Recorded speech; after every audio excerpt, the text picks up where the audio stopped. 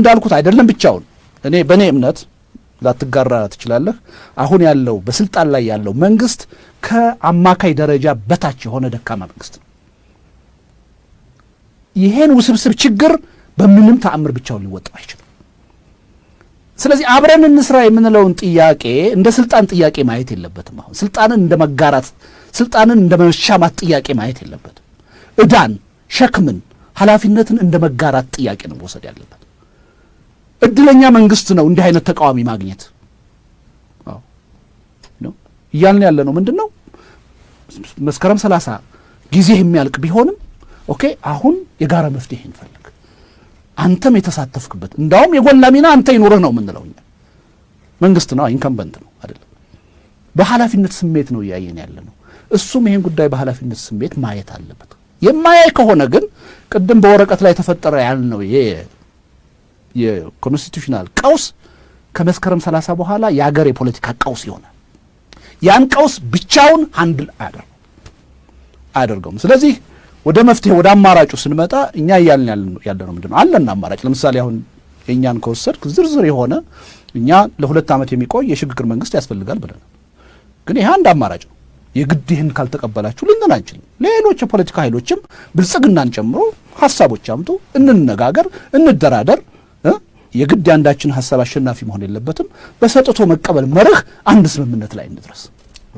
ኦኬ ምን አይነት ሽግግር መንግስት ይኖርን የአንድነት መንግስት ነው ጊዜያዊ መንግስት ነው የባላደራ መንግስት ነው የሽግግር መንግስት ነው ዩኔሚት ችግር የለውም እሱ ዋናው ግን በጋራ ይችን አገር እስከሚቀጥለው ምርጫ ድረስ የሚቀጥለው ምርጫ መቼ እና እንዴት ይካሄድ የሚለውን በጋራ ነው መወሰን ያለበት ማንንም ብቻውን ሊወስነው አይችልም ስለዚህ ወደዛ እንምጣ ነው ብልጽግና ፓርቲ ይሄ ድል ተሰጥቶት ምክንያቱም ከመስከረም 30 በኋላ እኛም እሱም እኩል ነን አሁን ትንሽ ብልጫ አለው ከኛ ለምን መንግስት ነው ህጋዊና ሰላማዊ በሆነ ነፃና ፍትሃዊ ምርጫ ባይመረጥም በምርጫ ሂደት አልፎ መቼም ስልጣን ላይ ነው ያለው በተጭበረበረና በአፈና ሂደትም ቢሆን እንዲህ አይነት የመንግስት ቦታ መያዝ ደግሞ በእኛ የተጀመረ አይደለም ያለ ነው በአለም ይሄን ተቀበለናል ችግር የለውም መንግስት ነው ብለን ነው እንደ መንግስትነቱ እውቅና ሰጥተን ነው አሁን እየተነጋገርን ያለው ኦኬ ስለዚህ ይሄ ብልጽግና ፓርቲ ይሄን እድል ተጠቅሞ ይሄን ጉዳይ በጋራ የምንወስንበትን ሁኔታ ማያመቻች ከሆነ ከመስከረም 30 በኋላ ሁላችንም እኩል ነን ምንም ክሌም ሊያደርግ አይችልም እሱ ከኛ የተለየ ምንም እኩል ነን በተጭበረበረ ምርጫም በህጋዊ ምርጫም ሁለታችንም አልተመረጥንም ግን ደግሞ በአገሪቱ የፖለቲካ ሂደት ውስጥ ደግሞ አክቲቭ ነን ተሳትፏለን ሚና አለን ምን ወክለው ህዝብ ከጀርባችን አለ ስለዚህ በጋራ የመወሰን መብት አለን ማንም ጋባዥ ማንም ተጋባዥ አይሆንም ከመስከረም 30 በኋላ ወደዛ ማይሄድ ከሆነ አንድ ፓርቲ ነው ብልጽግና ፓርቲ እንመጣበታለን ያንን ማይሄድ ከሆነ የተቃዋሚው አማራጭ ላይ ጀዋር እንግዲህ ያሉ ድርጅቶች የራሳቸው ፕሮፖዛል ይኖራቸዋል አይ ቲንክ አሁን ኦልሞስት ሁሉም ድርጅቶች የሚስማሙበት አንድ ነጥብ አለ ከመስከረም 30 በኋላ ህጋዊ ከለላ ያለው መንግስት የለም ይሄን ለመሸጋገር ደግሞ የሚያስችል ህገ መንግስታዊ ማዕቀፍ የለም በዚህ ላይ ብልጽግናም እስከ ባለፈው ሳምንት ድረስ ይስማማል ሌላ የምንስማማበት ነጥብ አለ ኦልሞስት ሁሉም ድርጅቶች ምርጫው መተላለፉን ኢን ፕሪንሲፕል ይደግፉታል በዚህ ስምምነት ላይ ተነስተን እሺ ምርጫው እንዴት እናስተላልፈው በመስከረም 30 እና የቀጣዩ ምርጫ እስኪካሄድ በሚደረገው ጊዜ መንግስት እንዴት ይደራደር የሚለውን ሁሉም ድርጅት በአሁኑ ወቅት ፕሮፖዛል እየሰራ ነው ያለው ያንዱ ብቻውን ተቀባይነት አይኖረውም መንግስት እንዴት ይተዳደር ብቻ ሳይሆን ውይይቱ ራሱ በምን ይሄድ ማን ፕሪዛይድ ያርግ ማን ይሰብስበው የውይይቶቹ እነማን ይካተቱ ውይይቱ ለምን ያህል ይቆይ የውይይቱ ስምምነት ባይንዲንግ እንዲሆን ምን አይነት ህጋዊ አካሄድ እንሄድበት እነዚህ በሙሉ በጠረጴዛ ዙሪያ ቁጭ ብለን ተወያይተን የምናቀርባቸው ነው ሁሉም ድርጅቶች ስለሌሉ እኔም ለለቱም እንደቢታየኝ ሳናወራም እየተናበብን ያለነው ነገር አለ የኔም ድርጅት የሱም ድርጅት ፕሮፖዛል አለን አሁን ግን እሱን ዲስከስ ማድረግ አንፈልግም እሱን ዲስከስ ማድረግ የምንፈልገው መድረኩ ሲዘጋጅ እያንዳንዱ ድርጅት መንግስት እንዴት ይተዳደር፣ በዛ ወቅት ምርጫው መቼ ይካሄድ፣ በዛ መካከል ሊከናወኑ ያሉ ጉዳዮች የመንግስት ተቋማት ጉዳይ፣ የፖለቲካ ድርጅቶች ሚና፣ የተለያዩ ተቋማት ሚና ምን መሆን አለበት የሚለውን እያንዳንዱ ድርጅት ያቀርብና እናዳምጣለን። ካዳመጥን በኋላ እንደራደራለን፣ እንነጋገራለን፣ እንከራከራለን፣ የስምምነት ነጥብ ላይ እንደርሳለን። ያ ስምምነት ነጥብ ለሽግግር ይረዳናል። አሁን አንዳንድ መሳማቸው ነገሮች አሉ። አንድ ድርጅት ስላቀረበ ብቻ ለማስፈራራት በቃ ህገ መንግስቱን ቀዳደው ሊጥሉት ነው፣ ይሄን ጥያቄ ሊጭኑባችሁ ነው አይደለም። እያንዳንዱ ድርጅት ያቅርብ። ለምን ሰው የሚታፈነው? እያንዳንዱ ድርጅት ያቅርብ፣ እንከራከር፣ እንደራደር፣ ሀገርን እናሻግር። በነገራችን ላይ ሩጫው የማይጠቅምበት አንዱ ነገር አለ። ጉልበት አለን መንግስት አለን ብለው ሊሮጡ ይችላሉ። በዓለም ላይ አሁን ያየነው ኮሮናን ተቋቁሞ ለመሄድ ገዢ ፓርቲ ብቻውን በቂ አይደለም። ከፍተኛ የሆነ የፖለቲካ ርብርብና ትብብር ያስፈልጋል። በተቃዋሚውና በገዢው ፓርቲ መካከል፣ በተለያዩ የመንግስት ተቋማት መካከል፣ በክልሎች መንግስትና በፌዴራል መንግስት መካከል መናበብ፣ መተባበር፣ መተጋገዝ ከሌለ መጠራጠር፣ አንዱ አንዱን ማደናቀፍ የሚኖር ከሆነ ወረርሽኙንም ለመቋቋም በጣም ከባድ ነው። እስከ መስከረም 30 ድረስ ራሱ ወደ ቀውስ ምን አሁን በወረቀት ላይ የተፈጠረው ችግር መስከረም 30 ሳንደርስ ቀውስ ሊፈጠር ይችላል። ወደዛ ወደ ዩኒላተራል የሆነ ህግን ጥሶ የአገዛዝን እድሜ ወደ ማራዘም የሚካሄድ ከሆነ ከዛ ወዲህ ራሱ ችግር ሊፈጠር ይችላል። ያ ችግር ደግሞ በጋራ መታገል ያለብንን በጋራ መቋቋም ያለብንን የጋራ ጠላት የሆነውን ኮሮናን ለመቋቋም ለማሸነፍ ያለንን እድል በጣም ያዳክማል። እያንዳንዱ ድርጅት ፕሮፖዛሉን ያቀርባል። በዛ ፕሮፖዛል ላይ እንደራደራለን፣ እንከራከራለን፣ እንስማማለን። ያ ሰነድ ያሸጋግረናል። በጣም ጥሩ። ውይይታችን እያገባደደ ነው። አቶ ልደቱ፣ መንግስት እንግዲህ ኦልተርናቲቭ አላችሁ። መንግስት ካልተቀበለስ እምቢ ካለስ ምን ይሆናል? የመስማት አይነት ባህሪ ታሪክ ያለው አይደለምና እኔ የምመኘው እንዲቀበል ነው። በመቀበልም ማንም ተሸናፊ አይሆን፣ ሁላችንም አሸናፊ እንሆናለን። ዝርዝር የሆነ ነገር ውስጥ እንግባ ከተባለ የበለጠ ገዢው ፓርቲ ይጠቀማል ብዬ አስባለሁ። ካልተቀበለስ ቅድም እንዳልኩት የመቀበል ያለ መቀበል የተለየ ቦታ የለውም ከመስከረም 30 በኋላ አንድ ፓርቲ።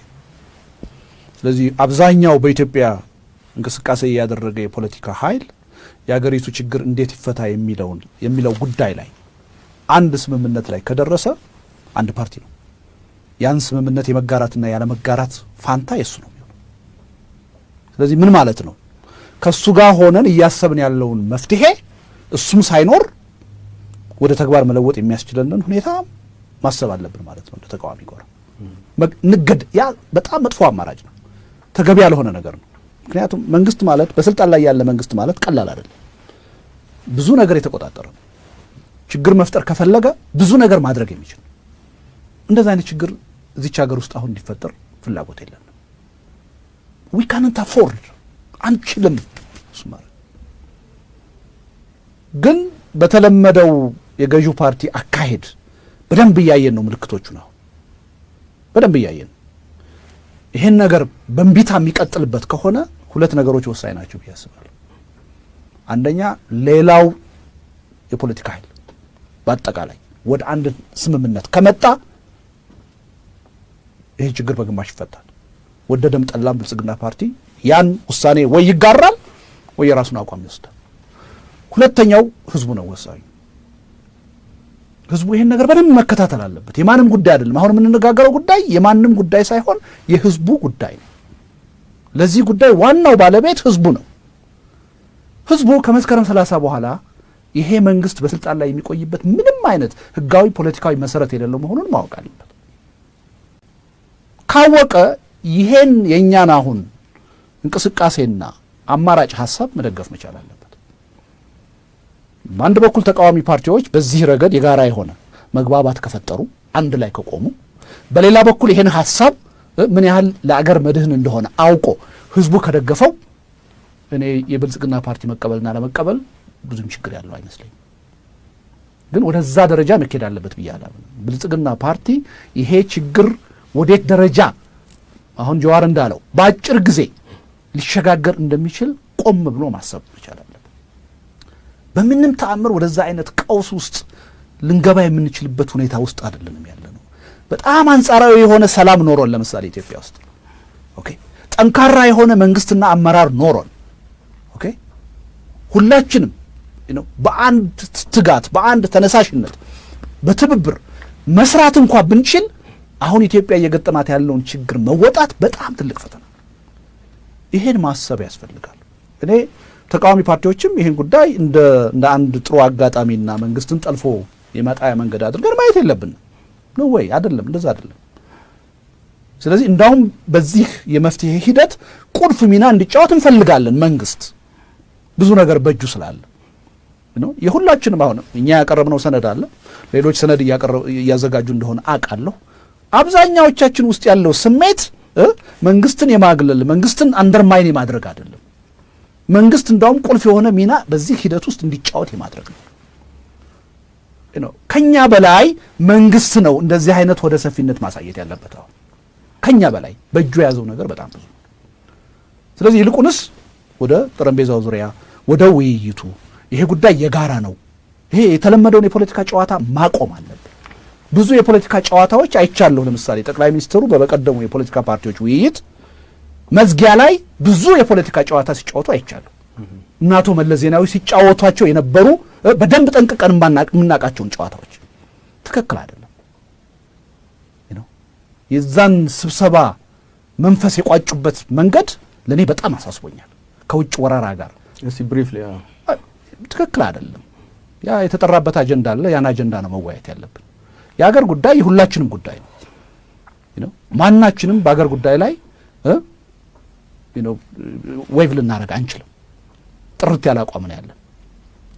ስለዚህ ህብረተሰቡን ይሄ አሁን እያቀረብን ያለውን አጀንዳ ወደ ጎን ገፍቶ ፍርሃት ውስጥ ገብቶ መሳቀቅ ውስጥ ገብቶ ስጋት ውስጥ ገብቶ መንግስትን በጭፍን እንዲደግፍና ከመንግስት ጎን እንዲቆም የሚያደርግ ስልት ነው እየተከተሉ ያሉት። ይሄ እጅግ አደገኛ ነገር። ስለዚህ የውጭ ወረራ በእርግጥ ካለ መረጃውን ይስጡን፣ ከጎናቸው ነው የምንቆመው። ኦኬ፣ ይሄን ሰበብ አድርጎ ግን ሌላ ህገወጥ ድርጊት ለመፈጸም መሞከር ይሄ የተበላ ጨዋታ ነው። በደርግ በ27 ዓመቱ የኢህአዴግ ዘመን የኢትዮጵያ ህዝብ እንዲህ አይነቱን ጨዋታ በደንብ ጠንቅቆ ያውቀዋል። ገና ካፍህ ሲወጣ ያውቀዋል። ስለዚህ እንዲህ አይነት ጨዋታ መጀመሪያ ማቆም እና ይህን ችግር በጣም በንጹህ ልብ በሆደ ሰፊነት በቅንነት ነው መሻገር የምንችለው። በዛ ደረጃ ማሰብ ያለባችሁ ይመስለኛል። በጣም አመሰግናለሁ አቶ ልደቱ። ጃዋር እንግዲህ መንግስት እምቢ ካለ ምንድን ነው የሚደረገው? አማራጮቻችሁን ሪጀክት ማድረግ ከፈለገ እምቢ ማለት አይችልም። እምቢ ይላሉ ብዬም አላስብም ጤነኛ ከሆኑ። ኦኬ፣ ይሄ ለ29 ዓመት በስልጣን ላይ ያለ ፓርቲ ነው። ለመጀመሪያው 27 ዓመታት ከፍተኛ አምባገነናዊ አገዛዝ የነበረና የቅቡልነት ልጅትመሲው በጣም የወረደ በህዝብ ተተፍቶ በህዝብ አመጽ ተሸንፎ ተሽመድምዶ እጅ የሰጠ ከዛ በኋላ እለወጣለሁ በማለት አዲስ አመራር ወደ ፊት ለፊት በማምጣት የ2 ዓመት የሽግግር ጊዜ እንዲራዘመለት የጠየቀ ስተቱን አካሄዱ በሙሉ ትክክል እንዳልነበረ በጉልበት መሄድ ትክክል እንዳልነበረ ቶርቸር ሲያደርግ እንደነበረ አሸባሪ እንደነበረ ቃል አድሚት ያደረገ ስርዓት ነው። የሊትመሲ ዲፊሲቱ በጣም ትልቅ ነው።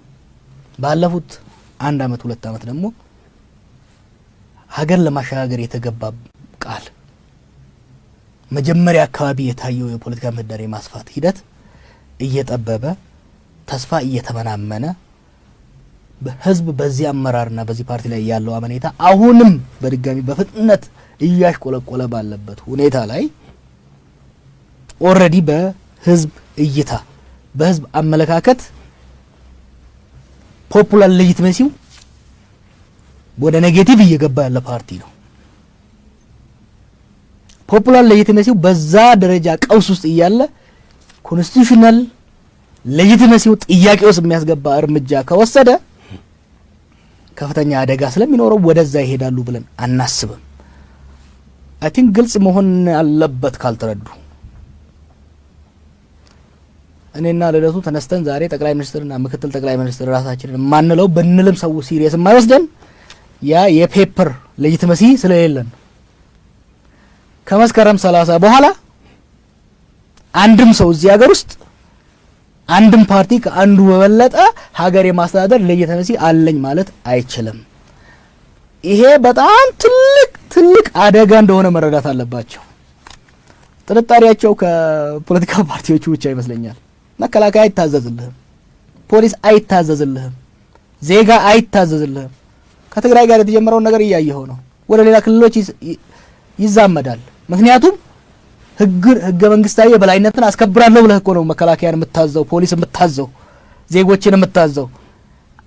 ያንተ ስልጣን ላይ መቆየት ህገ መንግስታዊ ከለላ እስከሌለው ድረስ ቅድም ብለናል ለምን እንደማይኖረው ስልጣን ላይ መቆየትህን ሰውን ልታስውጠው ሌላው ያንተን ትእዛዝ እንዲቀበል ልታደርገው የምትችልበት ምንም ምክንያት አይኖረውም። ይሄ ለነሱ ብቻ ሳይሆን ለሀገርም ከፍተኛ አደጋ ነው። ወደዛ መሄድ የለባቸውም። ይሄዳሉ ብዬም አላስብም። ወደዛ የሚሄዱ ከሆነ በሂደት የምናየው ይሆናል። ወደዛ ካሁኑ የሚሄዱ ከሆነ መስከረም 30 ሳይደርስ ችግር እየተፈጠረ ነው የሚመጣው። ስብሰባው ላይ የተነሳው ብዙ አልገረመኝም። ውይይት ሳይሆን ለማስመሰል የተደረገ ነው። 24 ሰዓት እኔ በጣም የገረመኝ ጠቅላይ ሚኒስትሩ እዛ ላይ ሲናገሩ አልተዘጋጃችሁም እንዴ የራሳችሁ ዶክመንት የላችሁም እንዴ የሚል በቴሌቪዥን ለሚያየው ህዝብ ምንድነው የተቃዋሚዎች እንዴ በዚህ ጉዳይ ላይ አይዘጋጁም እንዴ የሚል የሚያዋርድ አይነት ነገር ነው የምታየው። ውሱን ካላወቀው ግን ህዝባችን ማወቅ ያለበት ነገር አለ። ኮሮና እንደመጣ የምርጫ ቦርድ ሰብሳቢ የፖለቲካ ድርጅቶችን ሰብስባ ነበር። ኮሮና መጥቷልና ምርጫ ሊያስተዋጉል ይችላል፣ ምን ይሻላል ተባለ። ተወያዩ። ትክክል ናችሁ እናንተ ተብለው ተስማምተው የመጨረሻው ውሳኔ ለመወሰን መልሰን እንጠራችኋለን፣ አብረን ተወያይተን እንወስናለን የምርጫውን ዕጣ ፈንታ ተባለ። ፖለቲካ ድርጅቶች ሳይጠሩ ውሳኔው ለህዝብ ተነገረ። በውስጥ እንኳን አልተነገረም ለፖለቲካ ፓርቲዎች። ቀጥሎ ጠቅላይ ሚኒስትሩ ስብሰባ ጠራ። ትዝ ይለኛል ለጠዋት ስብሰባ ለሊት ነው የተጠሩት። አጀንዳ ምን ሆነ አልተነገራቸውም። ምን ላይ እንደሚወያዩ አልተነገራቸውም። ጠቅላይ ሚኒስትሩ ይፈልጋቸዋል ነው ሄዱ። በወቅታዊ ጉዳይ ነው የሚባለው። ወቅታዊ ጉዳይ ነው እንግዲህ ግምት ሊኖር ይችላል፣ ዲቴይሉ የለም። ስለ አስቸኳይ ጊዜ አዋጅ አስፈላጊነት ነው ውይይት የተካሄደው። ተወያዩ። ጥያቄ ሲነሳ እዛ ላይ ስለምሳሌ ስለ ምርጫ መናገር አንፈልግም፣ ስለ አስቸኳይ ጊዜ ከኮሮና አልፈን ከዛ በኋላ ነው ተብሎ ተዘጋ። መልሰን እንጠራቸዋለን ተባለ። ሁሉም ድርጅት የራሱን ሰነድ የራሱን ፕሮፖዛል ማዘጋጀት ውስጥ ገባ። አሁንም ከ24 ሰዓት ጊዜ ባነሰ ጊዜ ውስጥ ትፈለጋላችሁ በወቅታዊ ጉዳይ ላይ። አጀንዳው አይታወቅም፣ የተሰራጨ ዶክመንት የለም። የተጠራበት አሁን ስብሰባው የተጠራበት ሜካኒዝም ራሱ ፈኒ ነው። አንዳንድ ድርጅቶች 2 ሰው አላቸው፣ አንዳንድ ድርጅቶች አልተጠሩም። ምን ላይ እንደሚወያዩ አያውቁም። ገቡ፣ አዳመጡ፣ ሄደን እኛም ይሄን ነገር እያሰብን ነው። እስቲ እናንተንም ፕሮፖዛል አትሰጡን። አሁን ፕሮፌሰሩ ላይ የተቀለደበት አንዱ ቻይልድሽ የሆነ ቅድም ልደቱ ሲለሆነ ነበረ በመለስ ስንጠላው የነበረ ራስን ከፍ አድርጎ ኮንፈስ ወይ ማሳየት ሂደት ፕሮፌሰሩ የጠየቀው ኦኬ አቀረባችሁልን አምጡ የእናንተን ምን እኛም የእናንተን እንሰጣለን ነው እንጂ ለመዘጋጀት እድል ሳይሰጥ አጀንዳ ሳይነገር ስብሰባው የሚሄድበት ፕሮቶኮል ራሱ ሳይቀመጥ የሚደረግ አይነት ሂደት አንደኛ አለመተማመንን እያሰፋን የሚያጣው ሀገርን ሲሪየስሊ እንዳንወስድ እያደረገ ነው የሚመጣው። አሁን እዛ ላይ ያነሱት አንድ ነገር ናንሰው ስለ ውጭ ሀገር ወረራ ስለ ሌላ የተነሳው የውጭ ሀገር ወረራን የሚመጣ ከሆነ ጠንካራ የፖለቲካ አንድነት መኖሩ ዲተረንስ ነው በራሱ ጦርነቱ እንዳይካሄድ ራሱ ጠላት እንዳይደፍር ራሱ የፖለቲካ ስምምነት በፖለቲካ አመራር መካከል በድርጅቶች መካከል ሽኩቻ ለመኖርና መስማማት መደማመጥ መኖር ለጠላት ቅስሙን ይሰብረዋል ጦርነቱ ሳይጀምር። ካሁኑ ግን የህገ መንግስታዊ ቀውስ እያባባሰ ወደ ፖለቲካዊ ቀውስ ሊያመጣ የሚችል እርምጃ እየተወሰደ ሀገሪቷን ቨልነረብል ለቀውስ ክፍተት እየፈጠሩ እየሄዱ የውጭ ሀገር ወረራ ይመጣብናል ብሎ ማሰብ እሱን እንደ ፕሮፓጋንዳ ለመጠቀም መሄድ ትክክል አይደለም። ሀገርን ይጎዳል፣ እነሱንም የሚጎዳ አካሄድ ነው። በኢኮኖሚም ይሁን በሴኩሪቲም ይሁን በማንኛውም መንገድ የሚሻለው የሚያዋጣው የፖለቲካ ሊቃኑን ማቀራረብ። አሁን ድሮ ኦፕሽናል ነበር። ድሮ የተለያዩ ድርጅቶች እንወያይ እኛም እንወያይ ብለን የምናደርገው ውትወታ ኦፕሽናል ነበረ። ከኛ ጋር መወያየት ጥሩ ስነ ልቦና ካላቸው ብቻ ነበር የሚገደሉት። አሁን ግን ግዴታቸው ነው። ሀገር እየመሩ ስለሆነ ሀገር እየመሩ ለመቀጠልም ኢቭን ሀገር ለማስረከብም ለሚቀጥለው ተመራጭ መንግስት ግዴታ አለባቸው ከተቃዋሚው ጋር ቁጭ ብለው መደራደር። ያ አይደለም በጉልበት እንሄዳለን ካሉ እሱ እንግዲህ ስንመጣ የምናይበት ይሆናል። በጣም አመሰግናለሁ ጀዋርም አቶ ልደቱም። እኔ ላነሳሳቸው ያሰብኳቸው ነጥቦች ጨርሻለሁ። ግን መጨረሻ ላይ ማለት የምትፈልጉ ከሆነ አንዳንድ ደቂቃ ልስጣችሁ። አቶ ልደቱ በጉዳዩ ላይ ሁሉም ነገር ተብሏል። አንድ ነገር ለማለት ገዢው ፓርቲ አሁንም ይሄን ያሰበውን ነገር በራሱ መንገድ ለመፈጸም እንቅስቃሴ ላይ ነው። ለዚህ መረጃ አለን፣ በቂ መረጃ አለን። ከኛ ጋር ሳይመካከር ህጋዊ አሰራርን ሳይከተል በራሱ መንገድ በራሱ ተቋም ህገ መንግስታዊ ትርጉም አሰጥቶ ጉዳዩን ወይም ምዕራፉን ሊዘጋው ያሰበ እንደሆነ መረጃዎች አለ። ይሄ እጅግ በጣም አደገኛ ነው በሁለት ምክንያት። አንደኛ ይሄ የመጣብንን ወረርሽኝ በሙሉ ትኩረት በሙሉ ትብብር መዋጋት አቁመን የፖለቲካ ውዝግብ ውስጥ እንድንገባ ያደርጋል። ይሄ እጅግ አደገኛ ነገር ነው። ሁለተኛ ይሄ ነገር በዚህ መልኩ አንድ ጊዜ ከተቋጨ ይሄን ወደ ተገቢው ነገር ያስፈልገው። ስለዚህ ጀዋርም ቅድም ብሎታል። መስከረም 30 መንግስት ናቸው ብለን ተቀበለናል። የፖለቲካ ቀውሱ ግን ከዛ በፊት ሊከሰት ይችላል። ስለዚህ ይሄን ውሳኔ በመወሰን አገሪቱ ውስጥ ሊመጣ የሚችለውን ማንኛውንም ችግር ኃላፊነት የሚወስደው መንግስት እንደሆነ ማወቅ አለበት። ተጠያቂ ነው። ጠቅላይ ሚኒስትሩ ብቻ አይደሉም። አጠቃላይ የመንግስት መዋቅር ይሄን ውሳኔ በጥርፊያና አግባብ ባልሆነ መንገድ 27 ዓመት በተለመደው መንገድ ወስነው ውሳኔውን ተከትሎ እዚህ ሀገር ለሚመጣ ቀውስ ሁሉ ተጠያቂዎቹ እነሱ ናቸው። ያለ ምክንያት አይደለም። ጠቅላይ ሚኒስትሩ ብቻ አይደሉም ያልኩት። እየተሰበሰበ የሚወስን ማንኛውም ባለስልጣን ነገ ተላላኪ ነበርኩ እኔ እኮ መወሰን አልችልም ሊል አይችልም። ይሄ ቀልድ ነው። ስለዚህ እኔ ሊሰመርበት የሚገባው ጉዳይ ወደዛ አይነት የተረጋጋ ስምምነት እስከምንደርስ ድረስ እንደዚህ አይነት ውስጡን በዚህ ጉዳይ ላይ የተቻኮለ ውሳኔ ለመስጠት የሚደረገው ጥረት መቆም አለበት። በቂ ኢንፎርሜሽን አለ። ይሄን ለማለት ነው የምፈልገው። በጣም አመሰግናለሁ። ተወለደቱ ጃዋር የመውጫ ነጥብ እኔም ማለት የምፈልገው ይሄን ለውጥ ለማምጣት ከፍተኛ መስዋዕትነት ተከፍሎበታል። እንደ ግለሰብም በውስጡ ሲሳተፍ ነበር። ያ ወጣቶች መስዋዕትነት የከፈሉለት የዛሬ 2 ዓመት ህዝባችን ከዳር እስከ ዳር ለሀገራችን አሁን እድል ተከፈተላት። ከመተላለቅ በእስር ቤት ሰው ከመበስበስ ከስደት ኑሮ የሀገሬ ዜጎች የሀገሬ ልጆች ፖለቲካ ልዩነታቸው እንዳለ ሆኖ ተከባብረው ሀገር የሚገነቡበት እድል መጥቷል።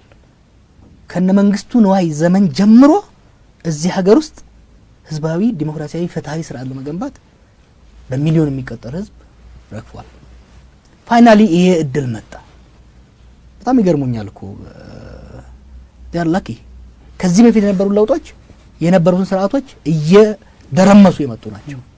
ይሄኛው ግን 27 አመት በህዝብ ላይ በደል ሲያደርሱ የነበሩ ሰዎች ከነሱ ውስጥ የተሻሉት ሊሆኑ የሚችሉት ይቅርታ ተደርጎላቸው ተረስቶላቸው እሺ አሸጋግሩን ተብለው እድል የሰጣቸው ናቸው። ያን እድል አልተጠቀሙበትም፣ አልተጠቀምንበትም ባለፈው 2 አመታት። አሁን የመራራ ዲቫይን ኢንተርቬንሽን የሚሆን ዋትኤቨር እድል ተፈጥሯል። እድል ብቻ ሳይሆን ግዴታ መጥቷል። ውዴታ አይደለም። ይሄ ለህዝብ ለማሰብ ለፓርቲ ለማሰብ ሳይሆን ግዴታ መጥቷል። መስከረም 30ን በአንድ ሰዓት ማሻገር የማይችል ግዴታ መጥቷል። ልክ ከዚህ በፊት 27 አመት አሁን ደግሞ ባለፉት አመት እንዲደረግ እንደነበረው በጉልበት ጨፍልቀን እንሄዳለን።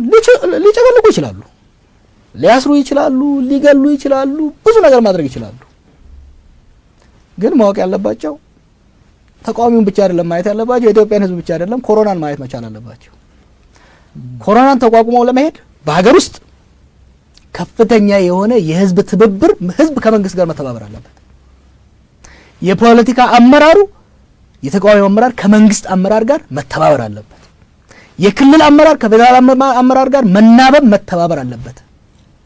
ጥርጣሬ፣ ቁርሾ፣ መገፋፈት፣ መጠላለፍ ከመጣ አደጋው ምክንያቱም ኮሮናን የመዋጋት የመጀመሪያው ኃላፊነት በመንግስት ላይ ነው። መጀመሪያ የሚከስረው መንግስት አንድ፣ ሁለተኛ ኮሮና ይዞት የመጣው ከፍተኛ የሆነ ፖለቲካዊ ከዛም የበለጠ ኢኮኖሚያዊ አደጋ ይዞ ይመጣል። ኮሮና ብቻ ሳይሆን ከኮሮና በኋላ የሚመጣው ሪከቨሪ ከፍተኛ የሆነ የውጪ ድጋፍ ያስፈልጋል። ህገ መንግስታዊ ቅቡልነት የሌለው መንግስት ከውጪ ሀገር ጋር እንደ ዱሮው እርዳታን ብድርን አምጥቶ እድሜውን የሚያራዝምበት ጊዜ አይኖረውም። ስለዚህ መንግስት ላይ ያሉ ጠቅላይ ሚኒስትሩ ብቻ አይደሉም፣ ሁሉም እስከታች ያሉት በተለይ ደግሞ በላይ ያሉት አመራሮች ረጋ ብለው ቆም ብለው ማየት መቻል አለባቸው። ይሄ አሁን እየተደረገ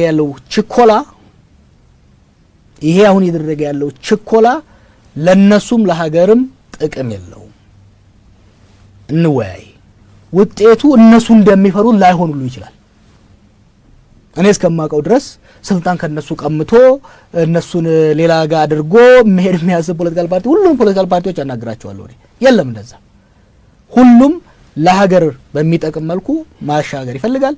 ይሄን ለማድረግ ውይይት ያስፈልጋል፣ ድርድር ያስፈልጋል። በሰከነ መልኩ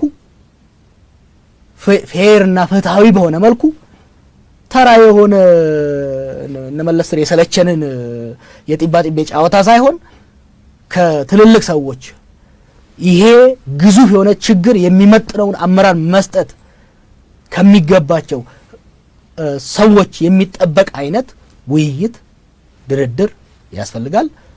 ጥሬን ይሄን ለመንግስት ነው የማቀርበው። ህዝቡ ደግሞ ሲሪየስን መውሰድ መቻል አለበት። የሀገር ዕጣ ፈንታ ነው እዚህ የሚወሰነው። ወደ ኋላ መሄድ ብቻ ሳይሆን አደጋ ውስጥ ልንገባ እንችላለን። ስለዚህ በየቦታው ጫና መፍጠር መቻል አለበት። ኮሮና ራሱን እየጠበቀ ግን ሀገሩንና ህዝቡን ስርዓቱን ማስጠበቅ ኃላፊነት አለበት ባይ ነኝ። በጣም አመሰግናለሁ ሁለታችሁንም። ተመልካቾቻችን ኮሮናና ብሄራዊ ምርጫ ህገ መንግስታዊ ቀውስና የመፍትሄ አቅጣጫ በሚል እዚህ ስቱዲዮችን አቶ ጃዋርና አቶ ልደቱን ጠርተን ያወያየንበት ውይይታችን ይሄ ነው። ስለ ተመለከታችሁን እናመሰግናለን። አቶ ልደቱም አቶ ጃዋርም እዚህ ስለመጣችሁ በጣም እናመሰግናለን። መልካም ጊዜ። በጣም እናመሰግናለን። እናመሰግናለን።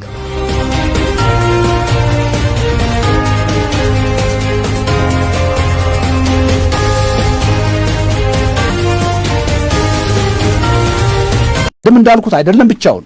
እኔ በእኔ እምነት ላትጋራ ትችላለህ። አሁን ያለው በስልጣን ላይ ያለው መንግስት ከአማካይ ደረጃ በታች የሆነ ደካማ መንግስት ነው። ይሄን ውስብስብ ችግር በምንም ተአምር ብቻውን ሊወጣው አይችልም።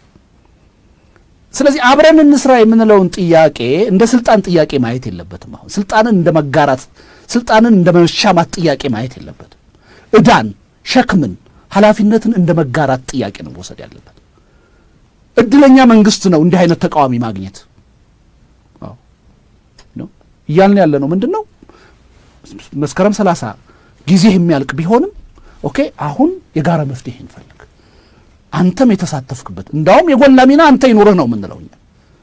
መንግስት ነው ኢንከምበንት ነው አይደለም። በኃላፊነት ስሜት ነው እያየን ያለ ነው። እሱም ይሄን ጉዳይ በኃላፊነት ስሜት ማየት አለበት። የማያይ ከሆነ ግን ቅድም በወረቀት ላይ ተፈጠረ ያልነው የኮንስቲቱሽናል ቀውስ ከመስከረም 30 በኋላ የሀገር የፖለቲካ ቀውስ ይሆናል። ያን ቀውስ ብቻውን ሃንድል አያደርገውም። ስለዚህ ወደ መፍትሄ ወደ አማራጩ ስንመጣ እኛ እያልን ያለነው ምንድነው? አለን አማራጭ። ለምሳሌ አሁን የእኛን ከወሰድክ ዝርዝር የሆነ እኛ ለ2 ዓመት የሚቆይ የሽግግር መንግስት ያስፈልጋል ብለን ግን ይሄ አንድ አማራጭ ነው። የግድ ይህን ካልተቀበላችሁ ልንል አንችልም። ሌሎች የፖለቲካ ኃይሎችም ብልጽግናን ጨምሮ ሀሳቦች አምጡ፣ እንነጋገር፣ እንደራደር። የግድ ያንዳችን ሀሳብ አሸናፊ መሆን የለበትም። በሰጥቶ መቀበል መርህ አንድ ስምምነት ላይ እንድረስ። ኦኬ ምን አይነት ሽግግር መንግስት ይኖርን? የአንድነት መንግስት ነው? ጊዜያዊ መንግስት ነው? የባላደራ መንግስት ነው? የሽግግር መንግስት ነው? ዩኔሚት ችግር የለውም እሱ። ዋናው ግን በጋራ ይችን አገር እስከሚቀጥለው ምርጫ ድረስ የሚቀጥለው ምርጫ መቼ እና እንዴት ይካሄድ የሚለውን በጋራ ነው መወሰን ያለበት። ማንም ብቻውን ሊወስነው አይችልም። ስለዚህ ወደዛ እንምጣ ነው። ብልጽግና ፓርቲ ይሄ ዕድል ተሰጥቶት፣ ምክንያቱም ከመስከረም 30 በኋላ እኛም እሱም እኩል ነን። አሁን ትንሽ ብልጫ አለው ከኛ። ለምን መንግስት ነው። ህጋዊና ሰላማዊ በሆነ ነፃና ፍትሃዊ ምርጫ ባይመረጥም በምርጫ ሂደት አልፎ መቼም ስልጣን ላይ ነው ያለው። በተጭበረበርና በአፈና ሂደትም ቢሆን እንዲህ አይነት የመንግስት ቦታ መያዝ ደግሞ በእኛ የተጀመረ አይደለም፣ ያለ ነው በዓለም። ይሄን ተቀበለናል፣ ችግር የለውም። መንግስት ነው ብለን ነው እንደ መንግስትነቱ እውቅና ሰጥተን ነው አሁን እየተነጋገርን ያለው። ኦኬ ስለዚህ ይሄ ብልጽግና ፓርቲ ይሄን እድል ተጠቅሞ ይሄን ጉዳይ በጋራ የምንወስንበትን ሁኔታ የማያመቻች ከሆነ ከመስከረም 30 በኋላ ሁላችንም እኩል ነን። ምንም ክሌም ሊያደርግ አይችልም እሱ ከኛ የተለየ ምንም እኩል ነን። በተጭበረበረ ምርጫም በህጋዊ ምርጫም ሁለታችንም አልተመረጥንም። ግን ደግሞ በአገሪቱ የፖለቲካ ሂደት ውስጥ ደግሞ አክቲቭ ነን፣ ተሳትፏለን፣ ሚና አለን፣ የምንወክለው ህዝብ ከጀርባችን አለ። ስለዚህ በጋራ የመወሰን መብት አለን። ማንም ጋባዥ ማንም ተጋባዥ አይሆንም ከመስከረም 30 በኋላ። ወደዛ ማይሄድ ከሆነ አንድ ፓርቲ ነው ብልጽግና ፓርቲ እንመጣበታለን። ያንን ማይሄድ ከሆነ የተቃዋሚው አማራጭ ላይ ጀዋር እንግዲህ ያሉ ድርጅቶች